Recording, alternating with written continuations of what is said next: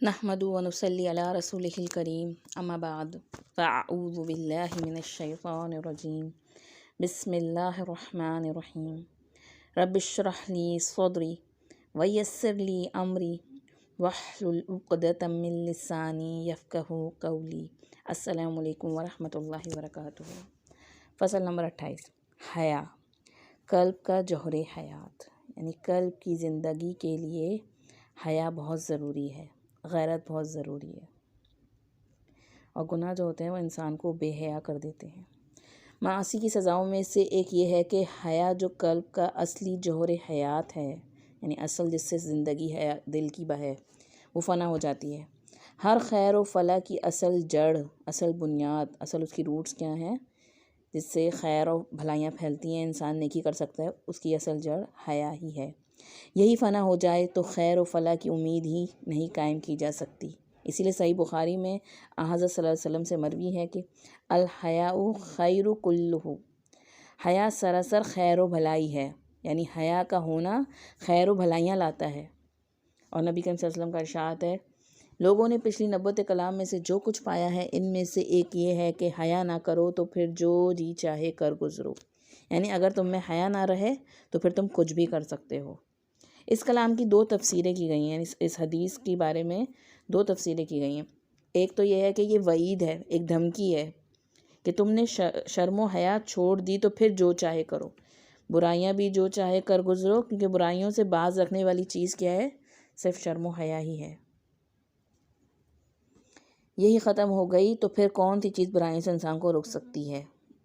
یعنی اگر انسان حرام کام اور گناہ سے، خلاف شریعت کاموں سے روکنے والی چیز انسان کے اندر وہ حیا ہے۔ اگر حیا ہی نہیں رہے گی تو پھر کون سی چیز ہے جو انسان کو اس بیریئر کو سے آگے جانے سے روکے گی؟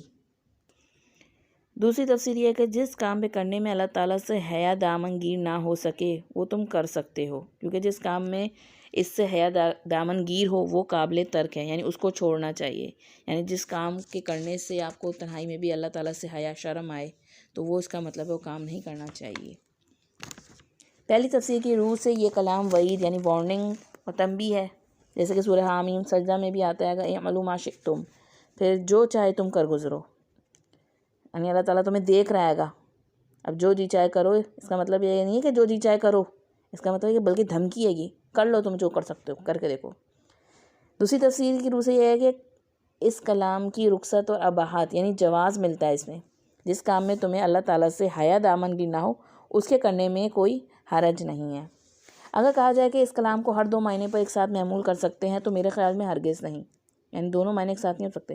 اس شخص کے قول کے مطابق کہ لفظ مشترک اپنے تمام معنی پہ مستعمل ہے، یہ کلام اپنے ہر 2 معنی پہ محمول نہیں ہو سکتا، کیونکہ ایک معنی کی روح سے تو یہ ایک وارننگ ہے، ایک تنبیہ ہے، اور دوسرے معنی کی روح سے یہ ایک رخصت ہے، اس میں اجازت ہے۔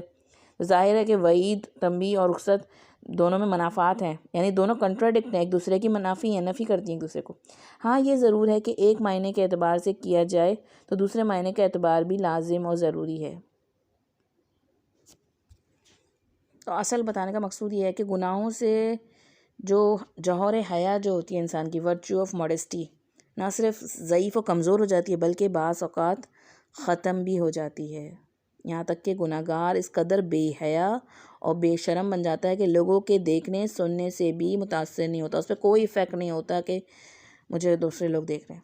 لوگ جب اس کے برے حالات کی طرف متوجہ ہوتے ہیں، اس کی برائیوں اور اعمال بد کے برے نتائج کانسیکوینسز سے آگاہی حاصل کرتے ہیں، تو بھی اس پہ کوئی اثر نہیں ہوتا، یعنی کہ اسے فکر ہی نہیں ہوتی ہے۔ جیسا کہتے ہیں نا بعض اوقات کہ تم لوگ دیکھ رہے ہیں تو کہتے ہیں لوگ کہ آج کل کی جنریشن کیا کہتی ہے، آئی ڈونٹ کیئر، مجھے کوئی فرق نہیں پڑتا۔ تو یہ اندر کی دل کی کیفیت ہے کہ اس میں حیا ختم ہوتی چلی آ رہی ہے۔ یہ صرف اس لیے کہ حیا کا اصل جوہر اس میں بالکل فنا ہو جاتا ہے۔ کسی انسان کی حالت اس درجے تک پہنچ جائے تو پھر اس کی اصلاح ناممکن ہو جاتی ہے۔ ایسے شخص کی حالت ابلیس دیکھتا ہے تو بہت خوش ہوتا ہے، اسے شاباش دیتا ہے اور کہتا ہے کہ اے فلاح اور خیر سے محروم بندے، میں تجھ پہ قربان، تو میرا سچا رفیق ہے، یعنی تو ہی تو میرا ساتھی ہے۔ شیطان اسے اپنا دوست بنا لیتا ہے گا، اور شیطان کا اصل وار ہی بندے کی حیا پر ہوتا ہے۔ تو ہمیں کبھی بھی اپنے آپ کو اس چیز سمجھنا چاہیے کہ میں تو سب کچھ ہر ایک کے سامنے کر گزرتی ہوں، میں بڑی کانفیڈنٹ ہوں۔ یہ کانفیڈنٹ کا جو نام دیا گیا ہے اگر ہمیں بے حیا کرنے میں، یہ اوور کانفیڈنٹ کر دیا گیا ہمیں، تو یہ اصل میں شیطان کا وار ہے. وہ شیطان آپ کو پیچھے سے اندر دل میں تھپکی دے رہا ہوتا ہے کہ تم بڑی کانفیڈنٹ ہو گئی ہو. لفظ حیا حیات سے مشتق ہے. جیسے برسات کو بھی حیات کہا جاتا ہے. حیات کیسے کہتے ہیں؟ زندگی کو. کیونکہ زمین کی رویدگی یعنی نباتات اور درختوں، کھیتوں، گھاس اور ہر جاندار کی زندگی بارش سے وابستہ ہے گی. بارش ہوتی ہے تو یہ سب چیزیں کھلکھلا اٹھتی ہیں گی، ہر ایک کو رزق ملتا ہے گا. اسی طرح حیا کو بھی دنیا اور آخرت کی حیات یعنی برسات کہا گیا ہے. جس آدمی کے اندر حیا نہ ہو وہ ایک مردہ انسان ہے، اس کا دل مردہ ہے. ایسا انسان آخرت میں سب سے بڑا شقی و بدبخت بد نصیب. گناہ اور بے حیائی میں، گناہ اور بغیرتی میں باہم تلازم ہے. یعنی گناہ اور بے حیائی جو ہے وہ ایک دوسرے سے ڈائریکٹلی پروپورشنل ہے. یعنی انسان کے گناہ، انسان جو کے اندر کے غیرت ختم ہوتی چلی جائے، بغیرت ہوتا جائے وہ، تو یہ کیا ہے؟ ان کے اندر آپس میں تلازم ہے، لازم و ملزوم ہے. بے حیائی اور بغیرتی جہاں پائی جائے گناہ ضرور پائے جائیں گے. یعنی جتنا انسان بے حیا ہوتا جائے گا اتنا ہی گناہ میں آگے بڑھتا جائے گا، انکریز کرتا جائے گا ڈگریز میں. مگر جب آدمی اللہ تعالیٰ سے حیا و شرم کرتا ہے اور گناہوں سے اعتراض یعنی اس کو بچتا ہے اس سے، تو قیامت کے دن اللہ تعالیٰ بھی اسے سزا دینے سے میں شرم و حیا برتیں گے. اور جو اس سے شرم و حیا نہ رکھے یعنی اللہ تعالیٰ سے اور گناہ کرے تو اللہ بھی قیامت کے دن سزا دینے میں کسی قسم کی حیا نہیں برتیں گے. یعنی جیسا تم دنیا میں معاملہ کرو گے ویسا ہی قیامت کے دن تم سے معاملہ کیا جائے گا. تو یاد رکھیں ہر دین کا ایک اپنا رنگ اور مزاج ہوتا ہے. حدیث کا مفہوم ہے گا یہ. تو ہر دین کا ایک اپنا رنگ و مزاج ہوتا ہے گا جو اس کے ظاہر و باطن پہ چھایا ہوتا ہے گا. اور دین اسلام کا وہ رنگ اور وہ مزاج کیا ہے؟ وہ حیا ہے. اور یہ حیا ہی انسان کو گناہوں سے روکنے کا ذریعہ بنتی ہے. یہاں تک کہ نبی کریم صلی اللہ علیہ وسلم نے ہمیں اللہ تعالیٰ سے حیا کرنے کی بھی تاکید کی ہے.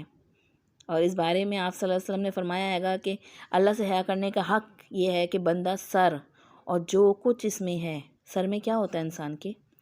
دماغ، کان ہے، آنکھ ہے، ناک ہے، منہ ہے، زبان ہے، تو یہ سب، تو آپ صلی اللہ علیہ وسلم فرمایا گا کہ انسان کے سر اور جو کچھ اس میں ہے ان کی حفاظت کی جائے، یعنی ان کی نگرانی کی جائے کہ میں کیا کان سے سن رہی ہوں، کیا میں آنکھوں سے دیکھ رہی ہوں، زبان سے میں کیا بولتی ہوں، اور دماغ میں میرے کیا ہر وقت چلتا رہتا ہے، کن خیالات میں ہوں میں. اگر اللہ سے حیا کا حق کیا ہے گا کہ اس کی بھی حفاظت کی جائے. ایسا نہ ہو دماغ میں انسان خراب چیزیں سوچ رہے گا، پلاننگ کر رہا ہے گا. اسی طرح آپ صلی اللہ علیہ وسلم نے مزید فرمایا اور اس طرح جو کچھ پیٹ میں ہے اور اس کی بھی حفاظت کی جائے. یعنی پیٹ میں ہم کیا آئے گا سمجھے؟ ایک تو انسان کا پیٹ کے آس پاس لگائیں تو دل ہوتا ہے گا، معدہ ہوتا ہے اور شرمگاہ، تو ان سب کی حفاظت کی جائے. اللہ تعالیٰ سے حیا کرنے کا حق ہے کہ بندے کے سر میں اور جو کچھ سر میں ہے اس میں اس کی حفاظت کرے کہ وہ کیا سوچ رہا ہے. اللہ تعالیٰ خبیر ہے، لطیف الخبیر ہے، وہ باریک بین ہے، وہ آپ کی ایک ایک نگاہوں کی خیانت کو بھی جانتا ہے، وہ آپ کے ذہن میں اٹھنے والے ایک ایک وسوسے اور ایک ایک خیال کو بھی جانتا ہے گا. جو کچھ آپ پلان کر رہی ہوتی ہیں گی، جو کچھ آپ دیکھ رہی ہوتی ہیں گی اپنی اسکرینوں پہ، جو کچھ کانوں میں آپ کے جا رہا ہوتا ہے گا، خواہ وہ کسی بھی قسم کی حرام گفتگو ہو، بے حیا بیہودہ باتیں ہوں، یا کوئی میوزک ہو، جو کچھ بھی ایکس وائی زی آپ اپنے کان کے ذریعے جو کچھ دل تک پہنچا رہی ہیں گی.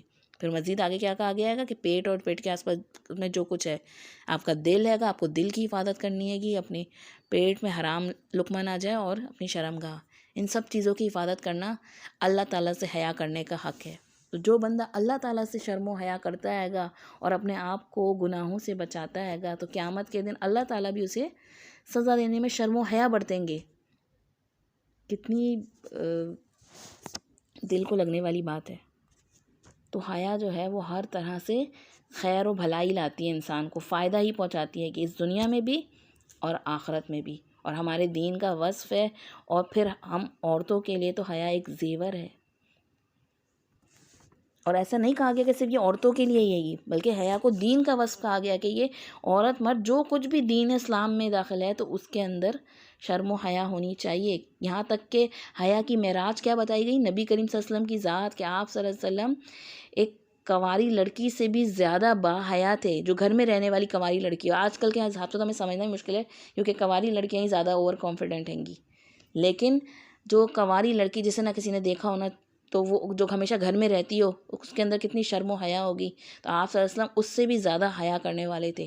یہی وجہ ہے کہ آپ صلی اللہ علیہ وسلم کے سامنے آ کر منافقین ایسے ایسے عذر مانتے تھے اور آپ صلی اللہ علیہ وسلم انہیں اپنی رحمت کے تحت معاف کر دیتے تھے. ان پہ زیادہ وہ نہیں ڈالتے تھے، پوچھ گچھ نہیں کرتے تھے، حالانکہ آپ جانتے ہوتے تھے کہ یہ جھوٹے بہانے آئیں گے. تو ہر ایک سے حیا کرنا، اور سب سے زیادہ حیا کرنے کا حقدار اللہ رب العزت ہے، جو ہمیں ہر پل دیکھ رہا ہے، ہر چیز پہ ہماری اس کی نظر رہے گی. وہ ہر چیز جاننے والا ہے گا. جب ہم خود بھی غافل ہوتے ہیں تب بھی وہ ہمیں جانتا ہوتا ہے گا. کہ اللہ تعالیٰ تو وہ ہے نا جو کالی رات میں کالے پتھر پہ جو کالی چونٹی چل رہی ہے وہ اس سے بھی باخبر ہے، اس کو بھی جانتا ہے گا. تو اللہ تعالیٰ ہم سب کی حیا کو برقرار رکھے، کیونکہ حیا ہمارے دین کا وصف ہے.